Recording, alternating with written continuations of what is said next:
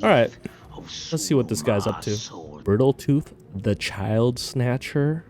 Damn, we got like a certified predator up here in the King's Crab Inn. You know what? Second thought. Originally, I was just assuming this guy was bad. Maybe this guy has dementia? Third theory. Yo, I hope I don't mess up the intro. Damn. Hey everyone, it's Mochi. Welcome back to Divinity Original Sin. This is my blind playthrough of it.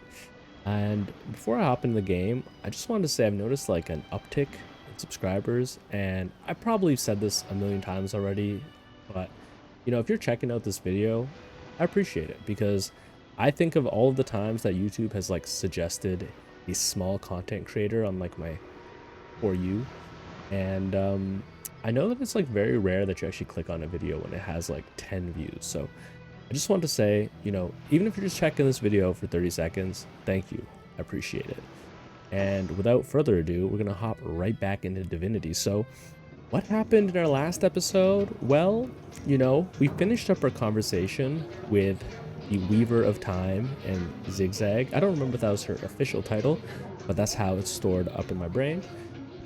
We did a little exploration of this tavern. I mean, enough exploration to pick ourselves up a new companion, Medora. Now, Medora, unfortunately, looks like a better version of Dango. So we found ourselves a companion, which was very similar to one of the characters that we built at the start of the game. There was no way for me to know that this would happen. I think that if I did, I would have perhaps not gone with a knight. I mean, like, look how similar they are. I mean, my character looks really dorky compared to Medora. Medora has like the dang ox fur on, and that's pretty cool. She's kind of giving, instead of watching Arrested Development, she's giving Lucille Bluth, but mighty with a sword, not very frail. So we did get them. We did talk to the Captain Aureus. Well, that was like 2 episodes again. Anyways, we haven't made much headway with our investigation. Today I'm hoping that changes. I think what I want to do today is quickly look at the second floor of this tavern and see if I'm missing anything.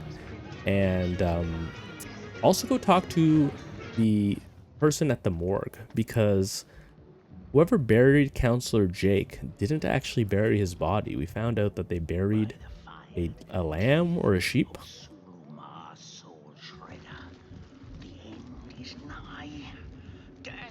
Comes a creeping for you, Victoria! I don't know what's going on there, but that is highly suspicious. I think that that might even pertain to our investigation. What's going on over here? What kind of mess is that? Jeez. I hope this isn't supposed to be like a bedpan. I don't want to steal the bucket. Though, maybe I do want to steal the bucket because I remember finding a well, and the well actually had the option of combining an item. The needles of the million bleeder, they'll end it all in blood. Eglandaer. Where have I seen that name before? Is this the name of the creepy old man who said that he wanted our ministrations? I don't know what that was about. We also have Sheriff. And it looks like we can click on their door, so why don't we do that? What's going on in here? They look important. Soul Shredder. The end is nigh. Death comes a creeping for you, Victoria! I don't know if I want to help this guy. He doesn't seem very mentally stable.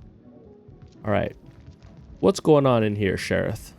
I am an inquisitor. I have a right to be here for my investigation. Greetings, greetings. Oh, you are most welcome in my chamber. Customers. Customers rarely find me up here, but I do so abhor the hustle and bustle of the marketplace. Oh, okay. So, my bad. I made a terrible assumption there for a second. I take it you're a traveling merchant? That I am. I have spent more of my life on the road travelling alongside great caravans than I have in any given place in Rivellon. All of this earth is my home, for a few days or even but a few hours at a time, that is. What does that mean? You wouldn't believe some of the things I have seen. Oh yes, A city besieged by the dead isn't even remotely special to me. All the better that it isn't for you and for me, because outlandish events lead to outlandish wares. She's putting quite the sale on me. I wonder In the night. what kind of wares she's talking about. Oh, but let us not discuss. Let us browse and barter. Show me what you got. Oh, okay. Skill books. Okay, so I didn't know this, but now it makes sense now that I think about it. It looks like you need to learn skills. It's not just a matter of putting points into the category that you get them. You might actually have to study a skill book.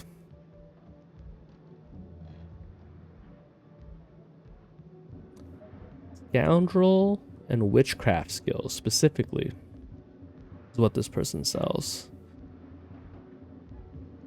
They sell lockpicks? Yeah, wait a sec. This person's highly suspicious. Lady, I might need to take your goods. In the night. Ooh, I By have... the needles of the million bleeder, they'll end it all. This guy is ridiculous. We do have some valuable paintings. Should I sell her my wood chips, guys? I also have a lot of garbage that, I mean, it could not be garbage. Now, I wonder, after reading these books, is there any reason to keep them, or should I just sell them? You know what? That is a non-rhetorical question. If you want to answer that in the comments, I'll just keep them for now in case you think there's any reason to keep them. But let me know in the comments if there's any reason to hold on to these or if I should just sell them. For now, don't mind taking 290 gold for those.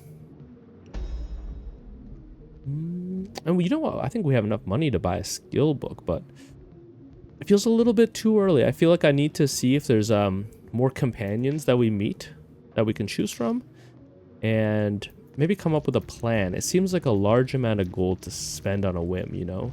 Seems like a type of game where we're going to really have to manage our resources. What was that sound? Oh, XP for discovering Eglandaer. Alright, let's see what this guy's up to. And anything to make him stop talking. Hey, sorry to interrupt you. You have come, yes. That is most satisfactory. Begone, brittle mask of age. Hear me now repeat the words of Brittletooth, the child snatcher of Carador. Come, play with me, for I'm hungry. Come, play, play, play. Hear me now repeat the words of Brittletooth, the child snatcher. Come play with me, for I am hungry. Brother, what is going on here? We might have to put this guy down. You are a menace, sir. Hide your kids, hide your wife. Have you ever heard about that one, or am I really showing my unk status here? Damn, we got like a certified predator up here in the King's Crab Inn. Tell me more about yourself. You wouldn't happen to be friends with Drake, would you? My name is Eglandaer Selanar, elf of the house of Gandavum, the slaughtered house of Gandavum. But by the twin blades of the Shadow Vixen, I shall have my revenge. The walls of memory are stained with blood, and I would see them bloodier still. You know what? Second thought. Originally, I was just assuming this guy was bad. Maybe this guy has dementia, you know? I often think about, like, when I get older, when I'm in the old age home and my faculties are leaving me, I just think about the horrific things that are gonna come out of my mouth. Like, people will be like visiting me, they'll be like, that's your grandpa Mochi, and I'll be there just saying crazy stuff like, did you hear that baby Gronk was rizzed up by Livy? And like all these like brain rot memes that my mind has been soaking up like a sponge throughout the years. I feel like that's gonna be the only thing left one day when my faculties go away, and they're gonna be like, yeah, we don't know why he keeps saying 6'7". It doesn't make any sense. But yeah, I'm gonna have like a perfect memory of every single meme that I've encountered on the internet, every single meme I put in the thumbnails, and I'm gonna have no idea who my grandchildren are. Anyways, that could be what's happening to Eglandaer. That's my best theory. Either that or he is a certified creep. About the assistance that you asked of me, The game, yes! A game of blood and brutality, of death and dexterity. Fun as herring the horror harlequin. But, like the serpentine stalker hisses before the stab, hush now. Darkness, darling. Hush, hush, and listen to my tale. We need to get this man some lion's mane. The elves of Gandavum, they lived in peace. Oh, yes. But one night, when the moon had hid her face, the orcs of the tribe of Kazuldagar beset our city. They cooked and ate and burned every last one of us. The light of dawn never saw an elf of Gandavum no more. I mean, okay. Third theory. This man is neither a creep nor a person with dementia. He is actually just so traumatized from the brutality of this incident that it kind of broke him, broke his psyche, broke his soul. Or this is gibberish, but I mean, this in itself, if this is real, it does sound incredibly traumatic. All undone. Every last one of us. The Except Midnight for me, Rambler. the Midnight Rambler. Away from the city. I was very old back then already. Though indeed I whisper of many years hence. But death shall not find me. Oh no, not until every beast of Kazuldagar has been bled. Theory number 4. All of my aforementioned theories. Aforementioned? All the theories I've mentioned so far are actually true, and he was a creep who developed dementia and started wandering outside the city. Then the orcs attacked, and now here he is in Syceal. I may be frail, a withered grey, but the wealth of kings is mine. Countless assassins have ministered to the vengeance that is my want, and now is almost over. By Kala, Lady of the Last Gaze, I swear it is almost done. Only the very last one of the Kazuldagar still eludes me. The crowning kill that would seal its fate and mine alike. Okay. I have tracked her down. By the curse of the spine spear I have.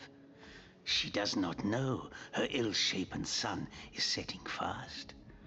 Color the dusk red, O sword of youth. Bloody the day with the bramble sap that runs through the veins of Victoria.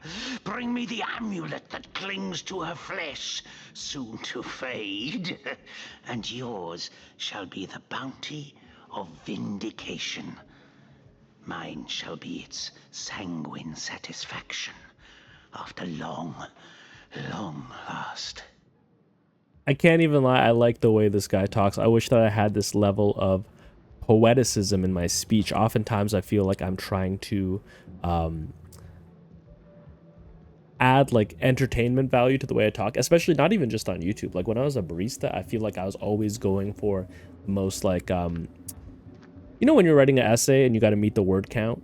I was doing that kind of stuff, but in a, you know, in a way that was appreciated. But I was being overly verbose for the sake of entertainment. Ooh, man. Okay.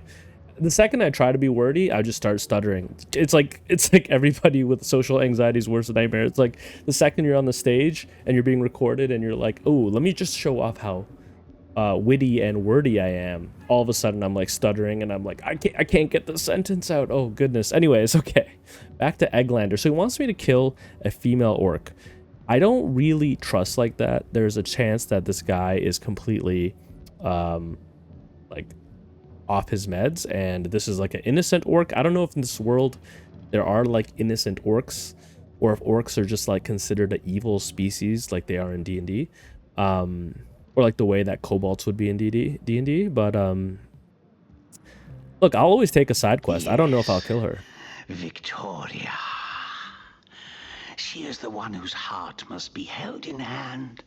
the heart around which the fingers of that hand must clench and tighten until its choking flesh bulges with blood and its beat slowly breaks. If you saw me acting weird there, that's just me putting a timer on so I don't make another 1.5-hour video. Okay, I get it. You want me to kill this female orc, and you are getting excited thinking about the ways in which I'll do The it. orcs of Gazuldagar, they knew my name. Oh yes, by the bite of the roving rattler, they knew my design. And so they sought to save their last, an infant. She who was to be queen, to no avail, oh no. Years, how many I know not. Years I searched, and now she has been found.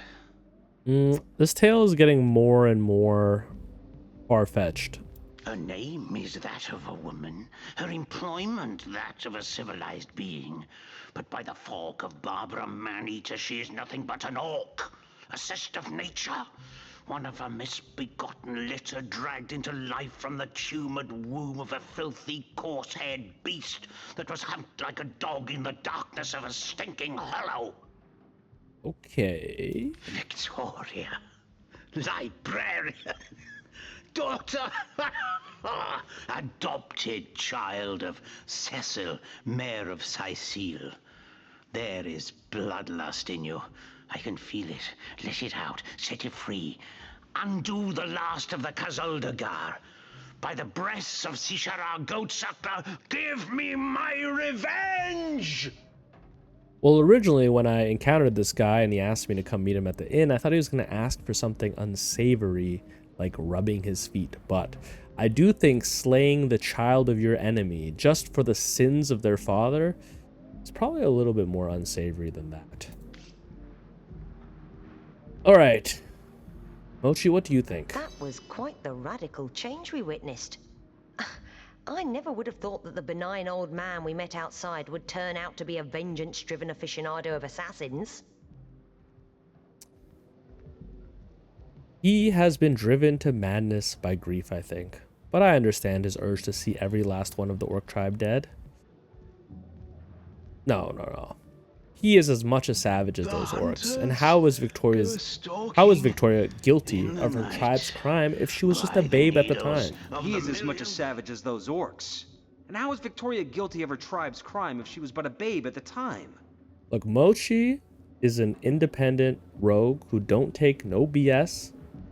Mochi's not going to kill a child for the sins of her father. Indeed, Victoria probably doesn't even know about her past. And yet, she's on a, let's call him eccentrics hit list. Indeed. Victoria probably doesn't even know about her past. And yet she's on a, let's call him, eccentrics hit list. Yeah, I mean, that's not even forgiving. I don't think that they've done anything. I think we should at least investigate this person, make sure that they're not... Am I allowed in here? Soul shredder. The end is nigh. Death comes a-creeping for you, Victoria! Now, this kind of seems like an ideal area where I could have Mochi do a little bit of lockpicking.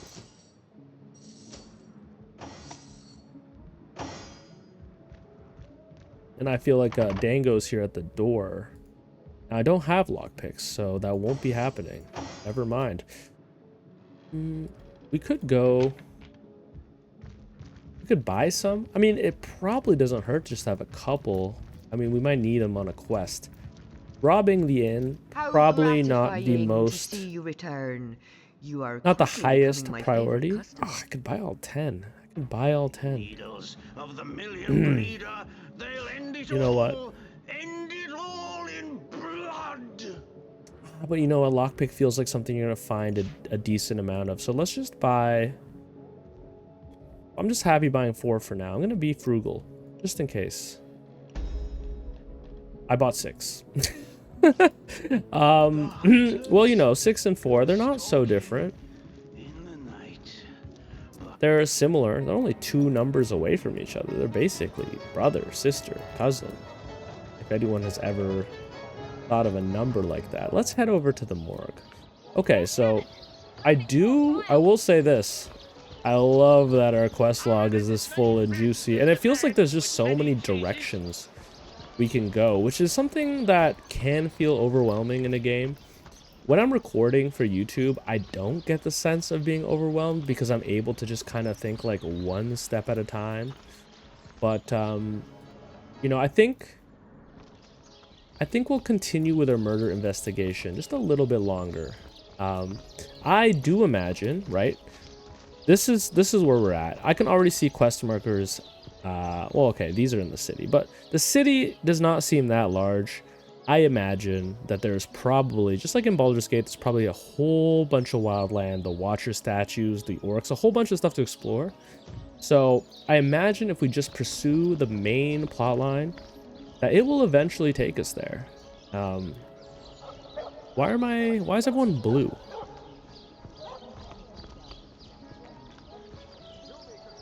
Why is everyone blue?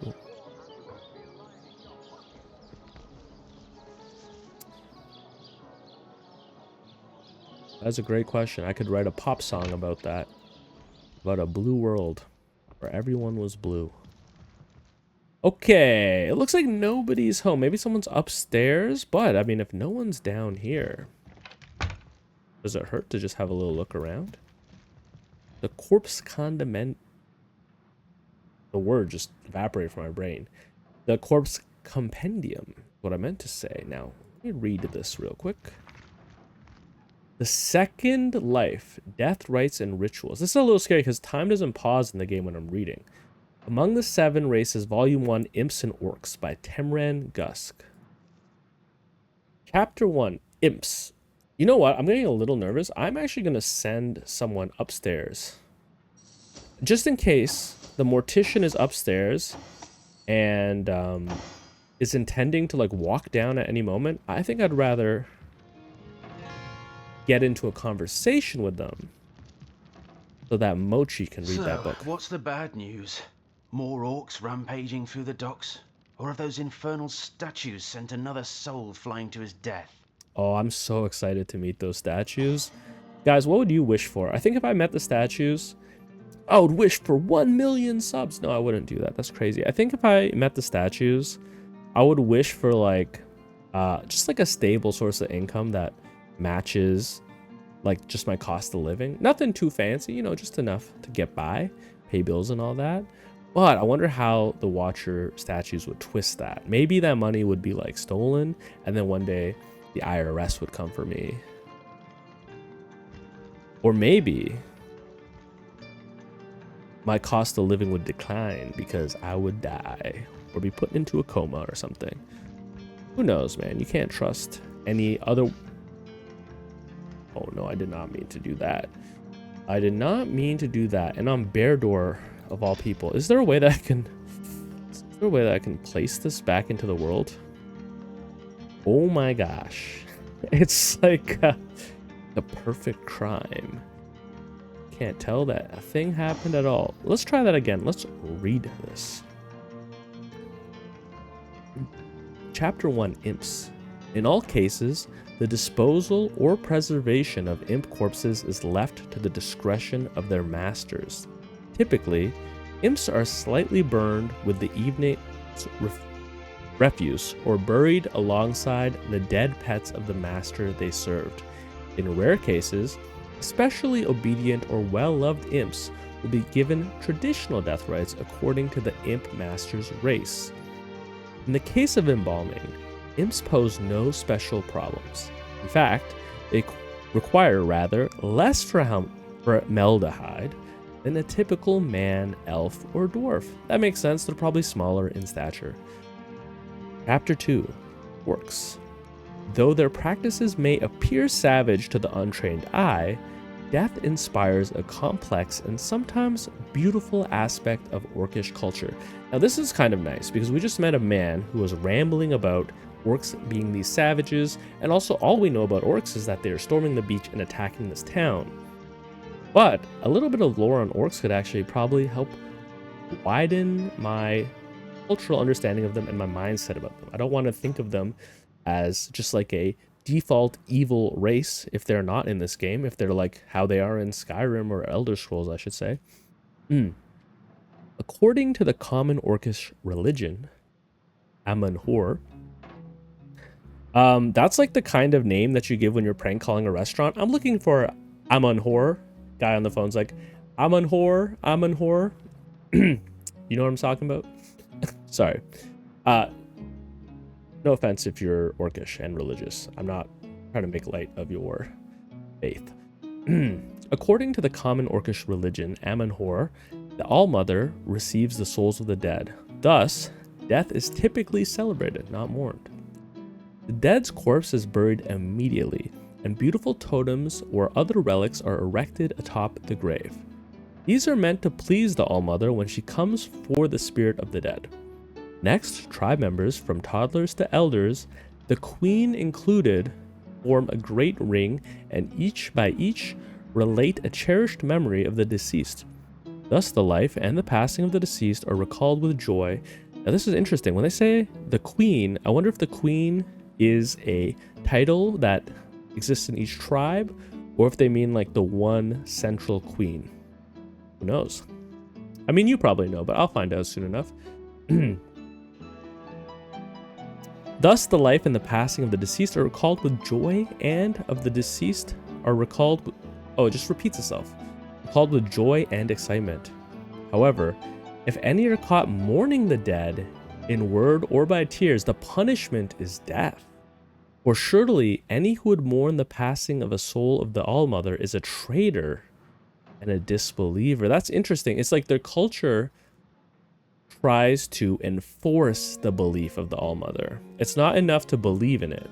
If you show any sense of sadness at the passing of your friend, they see that as evidence that you don't believe that they're going to a better place. That's interesting. Can I read this? I can open it. A blank air scroll can be used to create a random air spell. Now, I do wonder if, like,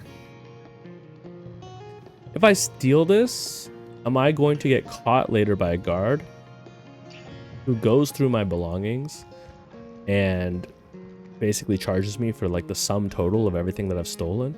Now, let's just double check that Dango's doing his job up there. I don't want to keep this guy waiting any longer, so I'm just going to say, tell me about yourself. This is my family business. Yes, there's been a Roberts escorting stiffs into the next life since the foundation of Seal itself. They don't write epics about morticians, but I'm proud of my work nonetheless. Roberts, you seem like a nice and honest guy. I'm totally going to raid your place while we're talking. Sorry that I just punched my mic. All right, so Roberts is thoroughly distracted, telling me about his life story. Let's get a look in here. See what's going on here. We got a little bit of XP for that. And maybe when I'm doing this kind of stealthy reconnaissance, maybe I shouldn't bring the whole team with me. Do I need a tooth? Yeah, I'm probably going to need that for crafting. Ooh, but do I want to steal it? I mean, I definitely want to steal that. You know, Robert's ledger, that could be important. Hammer could be important. 9-inch nails could be important. Like, I think that I probably should have kept the rest of my party. It looks more suspicious that there's 4 of us and only one of us is upstairs. I can loot the corpse. I kind of want to steal the bucket because I do want to see what I can do with it. All right, let's look at this corpse. Nice and empty. All right. Cool. I mean, yeah, that figures. I mean, the mortician has probably taken anything valuable on them. Do you think I need the nails for crafting? I almost remember there being a crafting recipe with the 9-inch nails. But let's not go crazy. Robert seems like a nice guy. Let's read his ledger, though. Maybe there's something important in here. Furthermore, I find it impossible that any but Mayor Cecil, Captain Aureus, Evelyn, or Esmeralda would have been able to gain access to the body without my noticing. A corpse can't just vanish into thin air. And even if it could, it's not as though a strong wind could blow a sack of gold onto the empty slab. No, one of them must have been involved. but as long as no one goes digging up Jake's coffin, my bad, I don't see how the crime could ever be traced back to me. So, wow. Looks like the mortician has reason to suspect Mayor Cecil, Captain Aureus, Evelyn, and Esmeralda of something. Well, it does seem like, you know, if it's a large enough sum of gold, it would probably have to come from someone prominent within the town. Now that's interesting because the mortician was the one to bury the sheep. So we've solved the mystery of how did the sheep get in the coffin.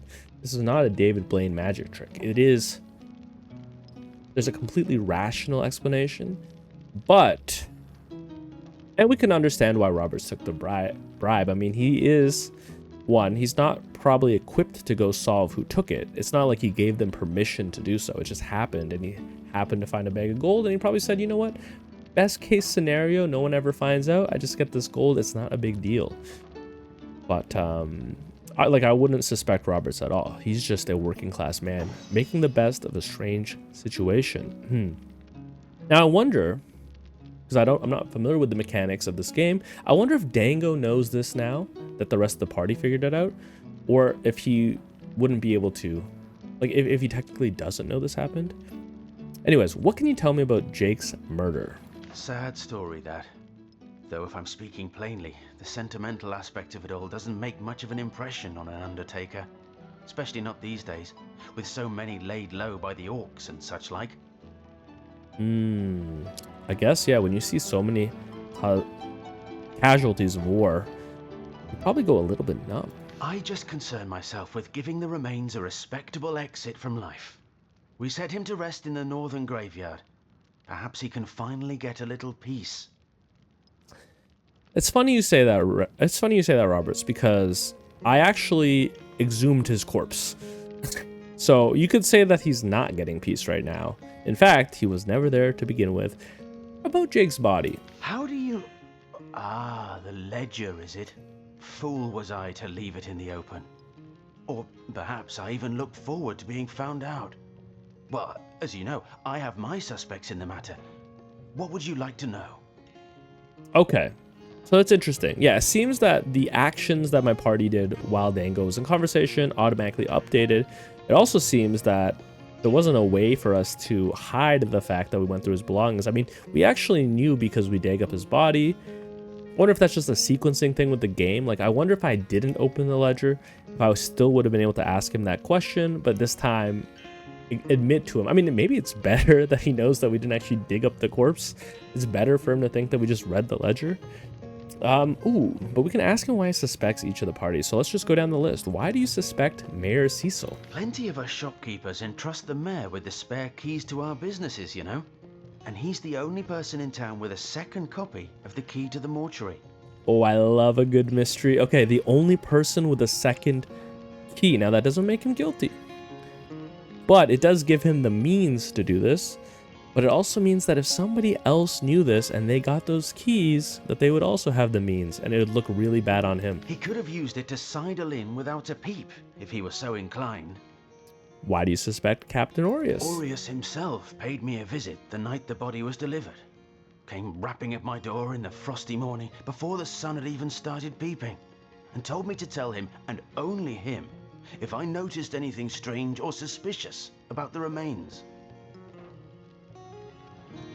Now this is interesting because my initial reaction when I read all that and heard all that was that he's not guilty. He is suspicious that something is going on, but then the paranoid part of my brain was like, well, what if he did know what was going on, and this was him testing to see if Roberts would snitch to the captain, right? Like, if you tell anyone, it'd be the captain of the Legion. So maybe this was just a way of confirming that the bribe had been accepted.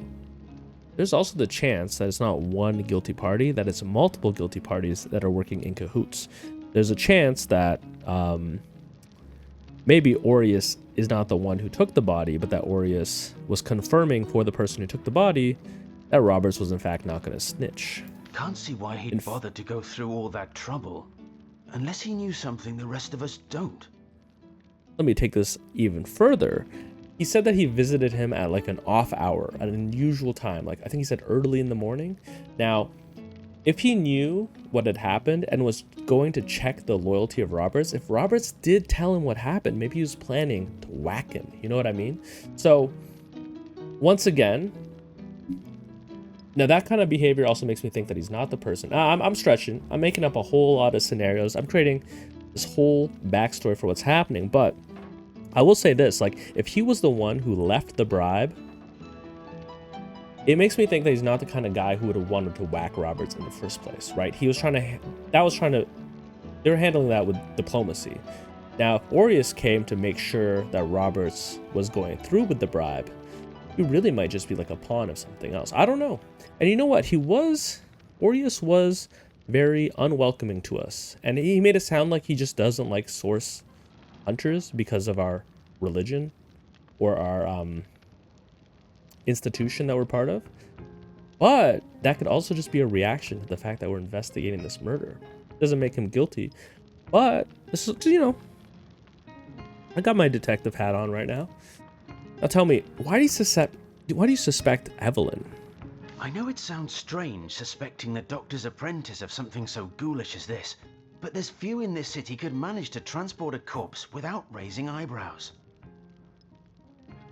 Interesting. To me, I mean, that is a good point, right? They would have to move Jake's body from the morgue somewhere, you know, in the middle of the night. I don't know. That's, to me, this is the weakest link so far. But I know how story writing goes. Maybe that means that she's guilty. It was she who delivered Jake's body from the inn to the mortuary. And there was something about her that night. Some kind of excitement. Okay. It seemed she could barely contain her thoughts. That there was something thrilling about to happen. I can't quite settle it in my mind how a young medical professional would have such a strange reaction to an occasion such as that. Interesting. Okay. I mean, look, I always say trust your intuition with people, especially like stuff like that. And this may or may not have anything to do with the whole rigmarole. But her master, Dr. Theleron, bought an old shack of mine, one overtaken by undead, for an exorbitant price considering what he was getting. I never did figure what he wanted it for, but he sure seemed eager. Okay, I think that's also a very interesting plot thread. I mean, we might have seen that shack. We did see an abandoned shack when we were doing our once around at the town. One overtaken by undead. I don't think the undead are in the city though, so maybe this shack is outside the city. We definitely have to go there. This is important. Why do you suspect Esmeralda? Just because she's a beautiful woman? I never saw a widow less distraught at the death of her husband, and I've seen hundreds pass through my parlor. Okay, sorry, Roberts. If you haven't seen that, you haven't met many women. Am I right? Am I right, ladies? No, I'm just joking. But I'm not really joking. I can come up with 100 reasons right now why a widow wouldn't be sad that her husband passed. Look, I support women's rights and women's wrongs, okay? Esmeralda, she's not guilty. I can tell you that right now. Rang my bell just before the body was snatched. Lured me outside, claiming she needed air, before discussing the funeral arrangements. Some accomplice could have sneaked in and grabbed the remains while I was comforting the oh-so-overcome Esmeralda. Okay. I mean, I kind of like the idea that it's actually all four of them. Like, I think that'd be so funny.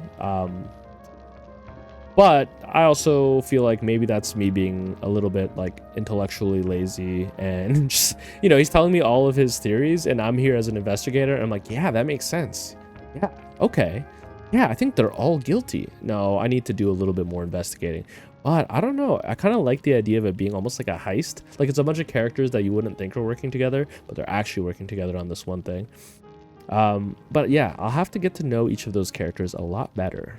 About the bag of gold you received for keeping quiet about Jake's body. That gold's the only good thing to come out of this blasted affair, and I certainly plan on making some use of it. Now, I actually don't... I don't want to confiscate the gold from him, personally. I understand that it was payment for a crime, and I guess am I the police, man? Does ACAB include source hunters? It looks like I don't have an option here, right? Now, I think last time, the way I was thinking of charm, intimidate, and reason were that I was like trying to pick the most compelling argument, but I think from what I saw last time, whatever your charm, intimidate, and reason score is will go up against the opponent's charm, intimidate, or reason. So you want to actually probably pick one that you feel like they'd be weak in. I feel like a mortician is going to be strong in reasoning and weaker maybe in charm and intimidate. Which of those two would be weaker? I don't know. I personally don't find him very intimidating. I'm going to say, unless you'd like to involve the Legion in the matter, I suggest you hand over the gold immediately. Look, if I had an option to not do this, I wouldn't do this, by the way. I want him to be paid for his services and for the fact that he was even dragged into this mess, because he's probably an innocent bystander who's like just trying to protect himself. All right, we're fair. We're tied on the intimidates. It's funny that me, a knight, a source hunter from like the faction of the group that I'm from that has authority here, is a 3, and so is the mortician. Now, I love rock paper scissors, and last time I said I was really good at it and I got absolutely destroyed. This time, I'll show you guys why I'm the rock paper scissors master. Now the mortician, he's gonna start with rock. And you know what? He's gonna try it again. No, he did that classic technique people do where they try to pick the thing that you're weak to. But I've been in this game a while. And I gave him that on purpose so that I could hit him with this. And then finish it off with this.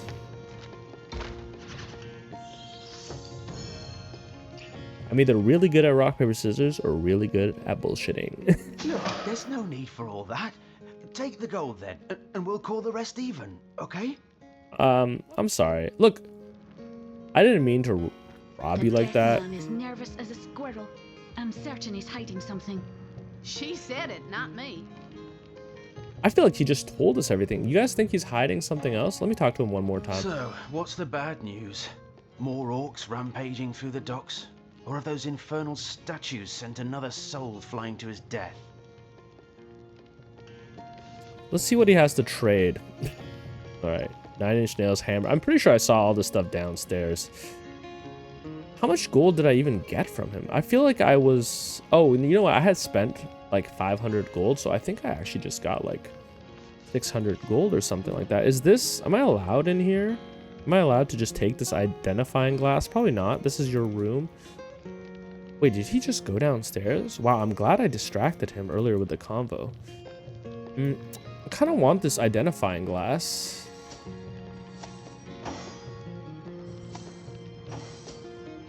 Is it as simple as just walking in here? Oh, hey, buddy.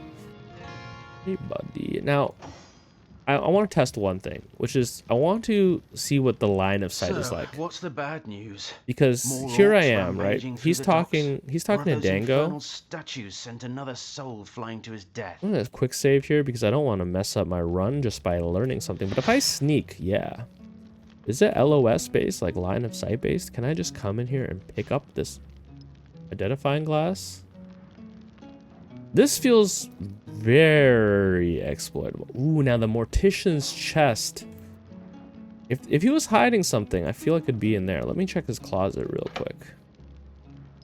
Cloth scraps. My boy doesn't even have an outfit. Not even pajamas or anything. Just cloth scraps. All right. I, in fact, cannot lockpick it. Now, is that because I didn't equip or give Mochi the lockpicks? No, Mochi has them. It might be a lockpicking level thing. I wonder if I was gonna say, I wonder if there's a punishment for your sneak breaking concealment. But it doesn't look like there is. Okay, so sneaking looks pretty strong in here. In this game. Now, I see that as a very successful visit to the Mortician. I mean, we've learned a lot here. We learned the identity of some suspects. And I guess it's really on us to choose who we want to investigate first. Now, I could just go through the list. I think the first person that was suspected was the mayor of Cecil. And we do also have to talk. I think the deranged man we're talking to earlier was saying that the mayor of Cecil had a orc daughter. That's not her though, is it? We did see her bathing last time. We can get a little look into his home. Quite a nice home, and I guess that makes sense for the mayor. I don't see an orc in here. Now this is the mayor. Maybe on the second floor? Do you think this is supposed to be? Can I examine? That is not an orc. Now it says we can just go in here.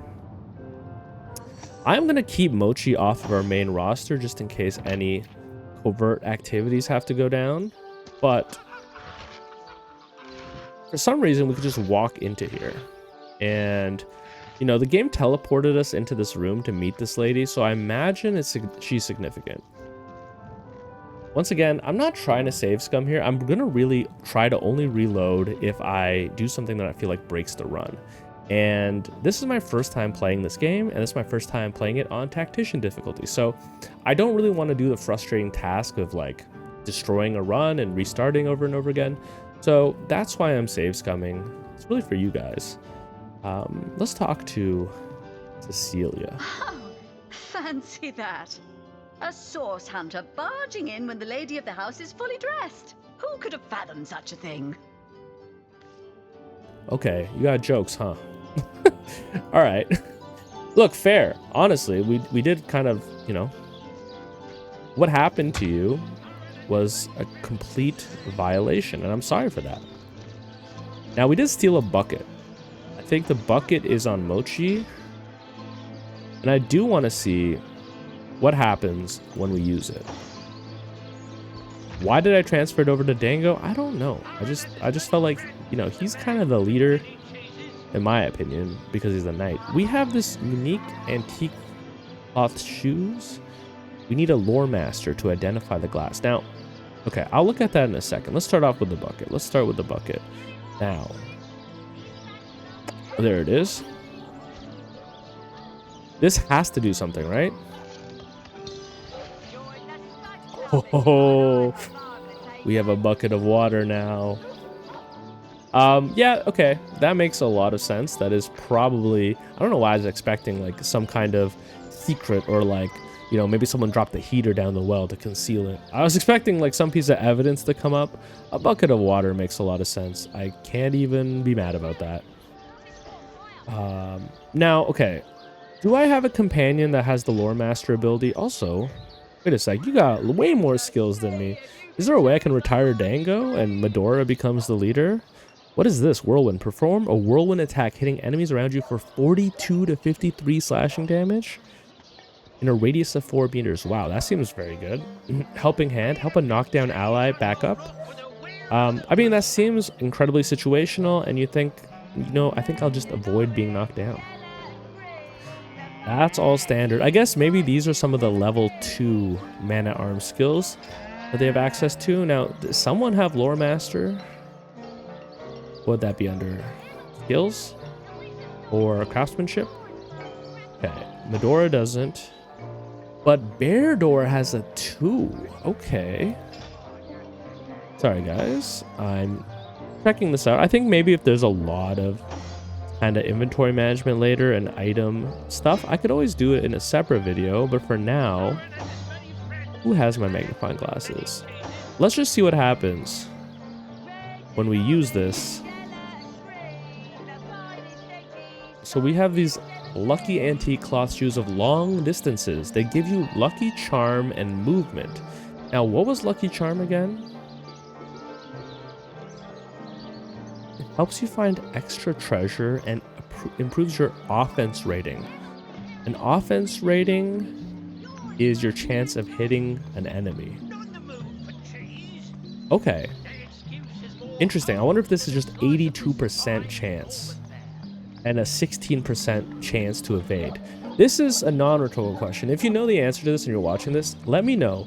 When I see 82 in offense and 16 in defensive rating, can I assume that those are just percentages? Or does it not work like that? Or is it something like my offense rating minus the opponent's defense rating result in my chance to hit? Let me know if you know. And who would this be good on? Now, these look like they're cloth boots, so they're not really ideal for, I guess, a heavy armor character. They could be good on Beardor, who's using a bow. It doesn't say what Beardor's boots are. They're fur. So I think I could actually equip these on Beardor. And while it'll like slightly decrease, it'll also increase her initiative, or am I crazy? While it slightly decreases her armor rating, she is supposed to be a ranged character, so the movement speed and the lack of armor rating hopefully is not a big deal. Anyways, I promise I'm not going to take that much time looking at stuff in the future, but you know, I am just getting a hang of this game. So I think we begin our investigation here with Mayor Cecile and also try to find out about this orc. Kill 2 birds with 1 stone. Should we talk to these guards? They are named. Sorry, Beardor, you don't get to speak to people in this world. Back so soon? Can't say I'm surprised. One can hardly enjoy all of Victoria's library in a single visit. This is Victoria's library? It's the town hall with the library upstairs, and they said the orc is a librarian. What are you reading there? The history of Cecile? Got some wooden crates hidden behind this room divider. Oh, I love a room divider, man. I would love to have one of those one day. And, you know, granted in a larger room. And we can talk to Maxine the Cat. Now, I like that. We do have the Pet Pal perk. I almost want to start with the cat. Okay. Maxine, what can you tell us? Gosh, one who flaunts the highways and byways of silly old Cecile with the easy elegance of a puss with her tail in the air. I do declare such a sight is rather rare around here. Maxine, you have a way with words. But where are my manners? I am Maxine, and you must be one of those hunters one hears so much about. Charmed, I'm sure. This also reminds me we have a little side quest with the Unsinkable Sam. Tell me a little bit about yourself. I'm the mayor's cat, don't you know? Born and raised on velvets and viands of most exquisite varieties. Maxine rhymes with queen, after all, and dearest. That is hardly a coincidence. Oh, I love Maxine's energy. Okay, you go, queen. I have a sad feeling that you might not be interested in someone as working class as the Unsinkable Sam, who used to work on a fishing boat. Uh-oh. It's one of those romance tales. A love that was never meant to be. Before I try to matchmake for you, I'd like to ask you some further questions. But of course, darling. Be my guest. I wish I could ask about the mayor and if they're up to anything suspicious. Oh, this quaint little town is a tad too parochial for one of my more urbane tastes. But one has to make do, hasn't one? The fresh sea air does go to great lengths to invigorate one's spirit, that much I'll admit. And it is rather jolly to watch the ships sail in laden with all kinds of exotic wares, full of the little treats the mayor likes to spoil me with. Darling man, he dotes on me so. That's so funny, man. I love Maxine. Don't you fear the undead? Heavens forbid. No, fear is rather too strong a term there, hunter dearest. The predator's instinct is a trait we share, you and I. And though those rancid ramblers may not be quite as easy to put to the claw as mice are, I assure you they are just as easily outwitted. Sam, I don't know how to tell you this, man, but Maxine is just way out of your league, man. I'm scared to even ask. Maxine, your thoughts on the unsinkable Sam? Oh, he's a darling old Tom, isn't he? Paws over tails in love with me, and who can blame him? The feeling's, well, it's rather mutual, actually. But that pet of a puss simply doesn't have a penny to his name. What? I didn't see that coming. Okay, Maxine. All right. The feelings are mutual, but you're letting class be a factor. Now, that is very real, unfortunately. I do remember once I went on a first date with someone. We had a great time. I got the impression that this person was like from a really well-to-do family. Just the way they're talking, they were like so interested in all my hobbies and stuff, and it was really nice. But I got the sense that it was almost like it was like a romanticization of like a working class artist, of like someone who does, I don't want to say I don't do graph, but like someone who's interested in street art and has dabbled with it. And yeah, when I was like walking them home after the date, I was like, I should ask this person. And I was like, hey, I'm just curious, are you from like a well-off family?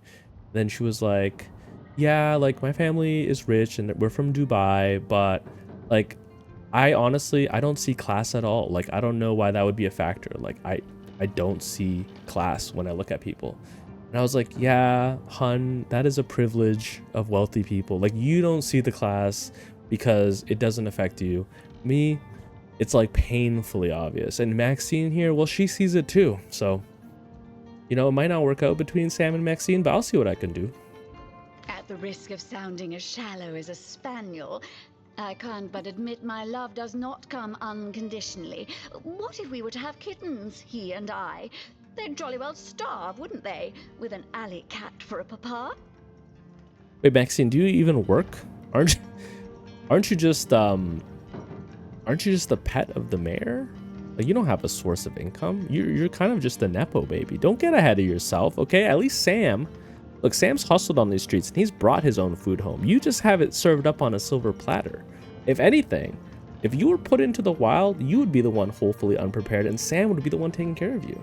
Oh dear Sam, he's such a good old bean. But he does rather reside at the bottom of the scratching pole, doesn't he? And dear me, one must have at least a mite of standards. You know what, Maxine? I will go talk to Sam and I'll tell him that he deserves someone that respects just the work ethic that he has and what he has to offer, and sees him as more than just his what's the word I'm looking at? Sees him for more than just his stature in society. Anyways, I gotta be conscientious about video times because I do find myself making them a little bit longer than I like. So despite us only arriving at the mayor's residence now, I think I'd like to leave both talking to the orc and talking to the mayor until next time. So if you made it this far, I really appreciate you watching the video. I'm always open to feedback. I know I keep saying that, but I do want to make these more entertaining. So anything at all, I'd be happy to hear it. But I'll catch you guys next time. Peace.